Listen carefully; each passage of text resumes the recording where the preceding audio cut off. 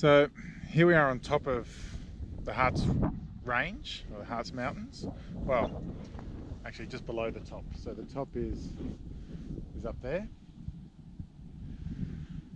And you can see that the vegetation is quite open. It's dominated by eucalypts.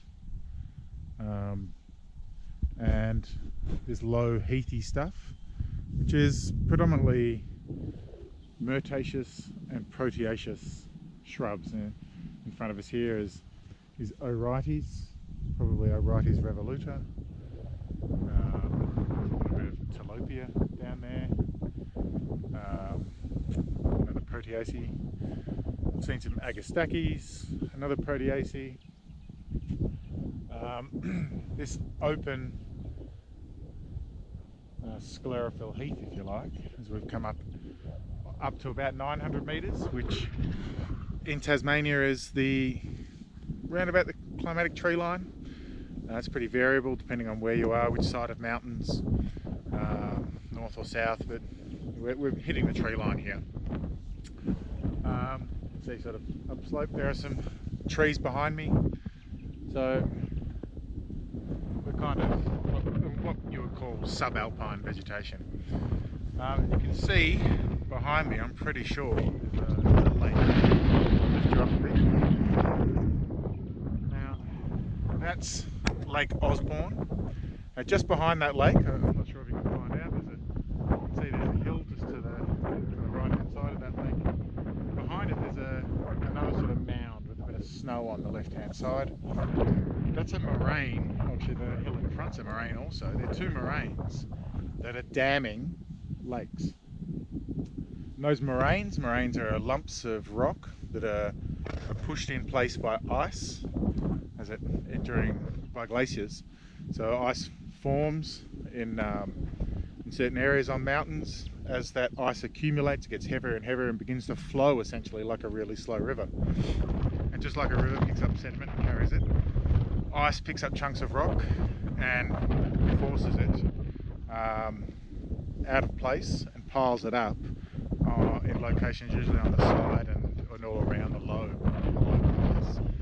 And when the ice retreats, what's left there, that's called a moraine. In this case, these rocks on these moraines have been dated using cosmogenic dating, which is essentially using variations in the amount of bombardment by cosmic rays that those rocks have received through time. We can measure that and work out roughly how long they've been exposed for, which tells us how long since they were exhumed, put in place, and then ice left. So we can date those, and they've been dated to around 17,000 years. So that means ice had left these cirques, or these little locations, by about 17,000 years ago. And we've cored these lakes, taking the sediment out, and that matches up with the cores that we've taken. I think they're around about 15,000 years in these cores. So as ice left, slowly retreated, another couple of thousand years went by and you had a proper lake there, and then the lake has been in place, both lakes, for 15,000 years, recording all the information that's going around the atmosphere, like the pollen from these plants, charcoal from fires,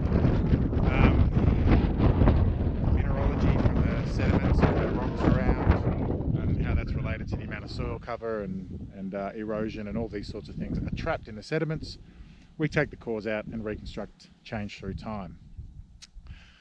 And this is the site that I was mentioning earlier, where all around here the evidence is, go back 3,000 years, all of this was rainforest, natural Texas rainforest, subalpine rainforest, which is a far cry from what it is today. And these are the two sites I was telling you about. This one here in front, Lake Osborne, was knocked out. The rainforest was knocked out about 3,000 years ago. 2.6 I think is probably the right number. You can still see, hopefully we'll get over there, there's some fire sensitive conifers right around the rim of the lake, sort of being protected by overhanging over the water. But the lake behind, Lake Perry, was rainforest up until British invasion, until essentially white fellas rolled up here and started really altering fire regimes and burning the crap out of the place. And it now has, well, we don't know, but all the indications in our material is that the threshold of fire promoting plants that initiate that switch from fire sensitive to fire promoted vegetation, so you can look at the previous video if you want to get into that a bit, has probably been reached in that side as well, and rainforest has probably been knocked out of there pretty much for good now. But yeah, we never know. If another fire doesn't roll in for another 1,000 years, you might get recovery. Right, so we'll take a wander through and I'll show you the lakes.